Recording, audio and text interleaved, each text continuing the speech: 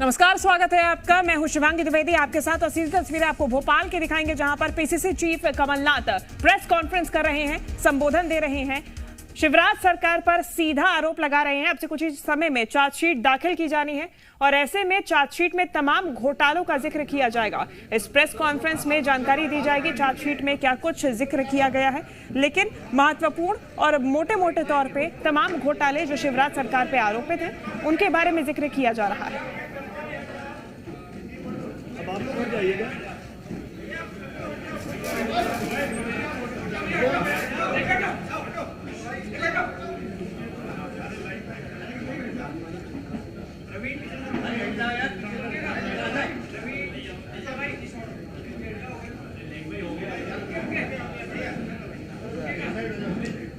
पहले पटवा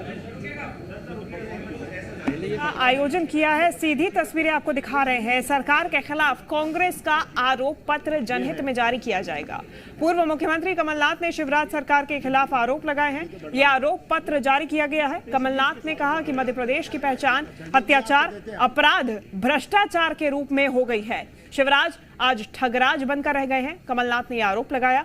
कमलनाथ ने कहा कि नौजवान, बुजुर्ग, किसान, व्यापारियों सबको शिवराज ने ठगा है। महाकाल गौमाता को भी शिवराज सरकार ने नहीं छोड़ा। प्रदेश का हर व्यक्ति या तो भ्रष्टाचार का शिकार है या भ्रष्टाचार का गवाह है। यही मध्य प्रदेश पर सबसे बड़ा कलंक है। आरोप पत्र जारी किया है आपकी कांग्रेस पार्टी की अखिल भारतीय महासचिव प्रियंका गांधी ने ग्वालियर में जारी किया था। तो ये आरोप पत्र 2 है या आरोप पत्र 1 है? ये आरोप पत्र 1, 2 नहीं है, उसको हमने थोड़ा डिफाइन किया है, इलेबोरेट किया है। वो संक्षेप में था, इसको हमने और डिटेल में किया है। अच्छा, मेरा सवाल ये है कि आपने घोटाला सरकार कहा, आप घोटाले के आरोप लगा रहे, आप कह रहे ठगराज है। मध्य प्रदेश के मुख्यमंत्री शिवराज सिंह चौहान जी कहते हैं कि जब आप मुख्यमंत्री थे तो बल्लभ भवन दलालों का अड्डा बन गया था, वहां पर गोली लगती थी। तो ये जो आपके द्वारा और उनके द्वारा जो आरोप लग रहे हैं, इससे मध्य प्रदेश के मतदाताओं का, मध्य प्रदेश के नागरिकों की छवि और मध्य प्रदेश के इन्वेस्टमेंट आने में ये सही हो रहा या गलत हो रहा? 40 साल में मेरी 45 साल से ज्यादा राजनीतिक जीवन में मेरे ऊपर कोई उंगली नहीं उठा सकता। वल्लभ भवन में कैमरा है, सब चीज रिकॉर्ड होती है, कौन आता है कौन जाता है। सीएम हाउस में रिकॉर्ड होता है कौन आता है जाता है। तो पिछले 4 साल में ये कुछ तो इंक्वायरी करते हैं। इनको आखिरी 3 महीनों में कमलनाथ नजर आए भ्रष्ट। 45 साल कुछ नहीं कहा, विधानसभा में मेरी तारीफ करते थे जब मैं केंद्र में मंत्री था, रिकॉर्ड में। आज जब इनकी पोल खुल रही है, ये देख रहे हैं कि इनकी दबाने की, छिपाने की और डराने की राजनीति का अंत होने जा रहा है और इनके पास बोलने लायक कुछ नहीं है। तो कहते हैं कमलनाथ ये दलालों का अड्डा था। अरे भाई, आपके पास कैमरा है, वल्लभ भवन आप भी आपके पास है, कार्रवाई करते हैं आप पिछले 4 महीनों में। ये सब ई टेंडर हुए, इतने सारे घोटाले जो इनके समय के हैं, इसके बारे में कुछ नहीं कहेंगे क्योंकि समय नहीं था। तो बहुत सारे घोटाले इनके 15 साल के उजागर नहीं हुए, मेरे पास फुर्सत नहीं थी, मैं उस रोड पर नहीं चल रहा था। मेरा लक्ष्य था मेरे मुख्यमंत्री काल में कि कैसे प्रदेश को सही पटरी पर लाएं। हम किसानों के हित का क्या करें, हम इन्वेस्टमेंट कैसे लाएं। सर, 2018 के पहले आपके वचन पत्र में जांच आयोग के गठन की बात कही गई थी कि जो तमाम घोटाले हैं 1 साल के अंदर उनकी जांच कराई जाएगी, जो आरोपी होंगे उनको जेल के अंदर डाला जाएगा। लेकिन 15 महीने की सरकार में किसी के खिलाफ कोई FIR नहीं हुई। तमाम घोटाले हुए, चाहे व्यापम हो, हनी ट्रैप हो, भूषण आहार हो, लेकिन किसी के खिलाफ कोई कार्रवाई नहीं की गई। बिल्कुल सही है। 15 महीने थे मेरे पास, जिसमें से 2.5 महीने आचार संहिता और लोकसभा चुनाव में गए। याद रखिएगा, 11.5 महीने थे मेरे पास। और मुझे नहीं पता था कि हमारी सरकार जाएगी। मैं जानता था जब ये सौदा शुरू हुआ, 2-3 महीने पहले मैं जानता था। विधायक आते थे, मैंने आपको पहले भी कहा है, मेरे पास आते थे कि आज हमें इतना पैसा मिला है, मैंने सबको कहा था मैं सौदा नहीं करूंगा, किसी को कोई पैसे नहीं दूंगा, क्योंकि मैं मध्य प्रदेश की राजनीति सौदे से नहीं पहचानना चाहता। मैं अपनी कुर्सी सौदे से नहीं बचाऊंगा। मैं मुख्यमंत्री था, मेरे पास तो सब विधायक आते थे, इतना पैसा मिल रहा है, इतना पैसा मिल रहा है। मैंने कहा लो पैसा, मौज करो।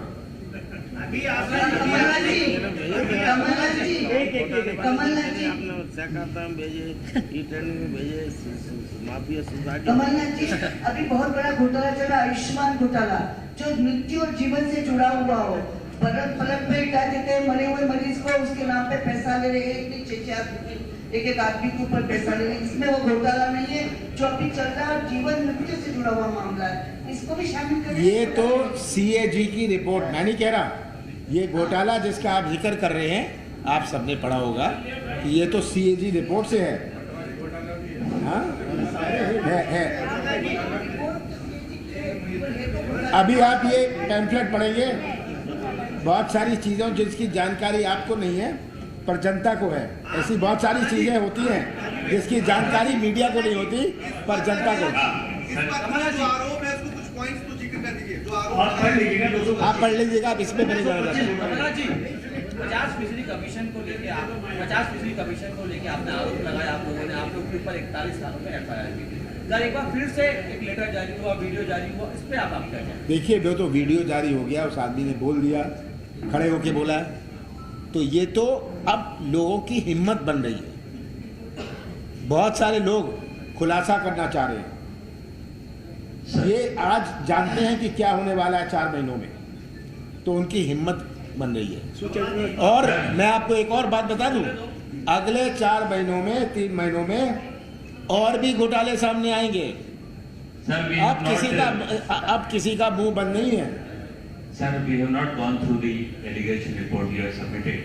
But I simply asking you one question: is it consisting the details and strategic information regarding the downfall of FDI or investment, foreign investment, any other?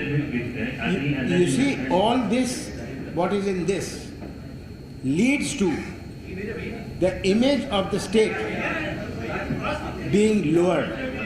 जब मैं मुख्यमंत्री था, मैं हिंदी में बोल लेता हूँ, मैं मुख्यमंत्री था, मेरा बहुत बड़ा प्रयास था कि मध्य प्रदेश की पहचान बने। मैं कोई फर्जी काम इन्वेस्टमेंट समिट टाइप नहीं करना चाहता था कि उसके बाद घोषणाओं की समिट है। ये इन्वेस्टमेंट समिट नहीं था, घोषणाओं का समिट था।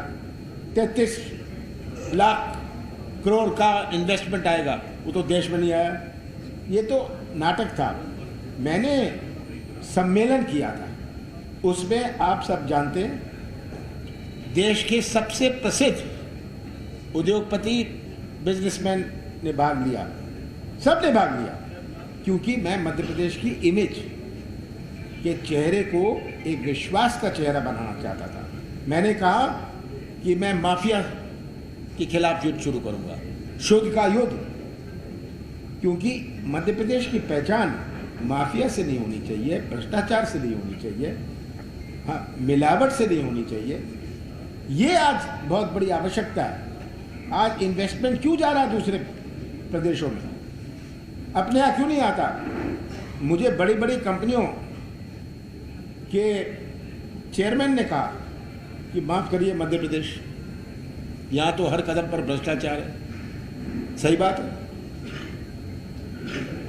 सर। आपने 250 से ज्यादा घोटालों की लिस्ट जारी की है। आप अगर सरकार में आते हैं तो क्या इनकी सारी फाइलें खुलवाएंगे, आप इनकी जांच करवाएंगे? देखिए, कमलनाथ, मैंने कहा था, अब कमलनाथ 2018 के मॉडल नहीं है, अब 2023 के मॉडल है।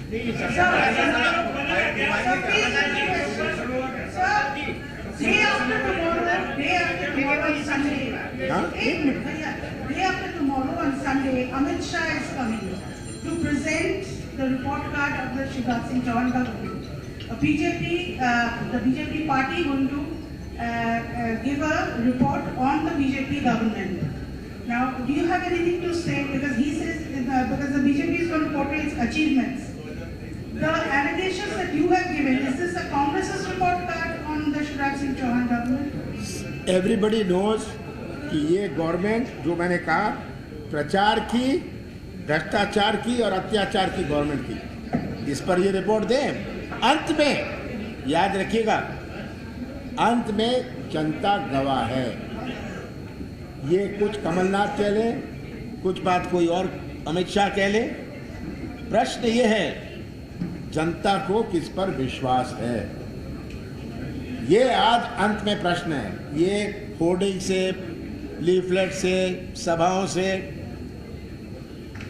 इससे आज जनता प्रभावित होने वाली नहीं है। जनता जो भुगती हुई है, जो बेरोजगार भटक रहा है, जो किसान चिल्ला रहा है, जो छोटा व्यापारी दुखी है, वो इसका जवाब देगा।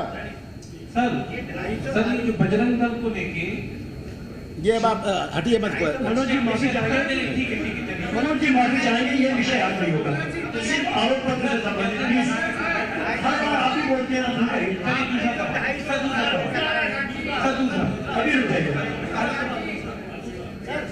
दूसरा पूछ रहे, अच्छा था बात पूछे प्लीज।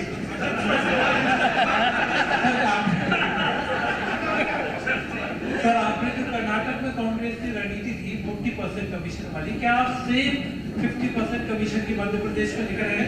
और आपके खिलाफ, प्रियंका गांधी के खिलाफ, सबके खिलाफ जो FIR भी है सरकार ने की है, आप उसमें आगे क्या करने वाले? देखिए, ये FIR करें, ये कानूनी बात है, इस पे मुझे कोई करने की आवश्यकता नहीं। ये तो अच्छा है, ये देखते FIR करें। जनता क्या कह रही है इस FIR? प्रश्न अंत में ये होता है कि जनता का क्या रिएक्शन है इस FIR पर। इस FIR के बाद तो एक और आ गया जो टीवी पर आ गया, उसने भी अपनी पत्र लिख दिया, और पत्र केवल नहीं लिखा, टीवी पर आ गया, बोला। उन्होंने तो गौशाला को भी नहीं छोड़ा, जो मैंने कहा। इन्होंने महाकाल को नहीं छोड़ा, गौशाला को नहीं छोड़ा। छोड़ा किसको है? सर बीजेपी ने अपनी लिस्ट जारी कर दी है, पहले आपकी लिस्ट कब तक आ रही है? प्लीज आप विषय से ही संबंधित बात करें। चलिए, हो गया। बहुत बहुत धन्यवाद आपका।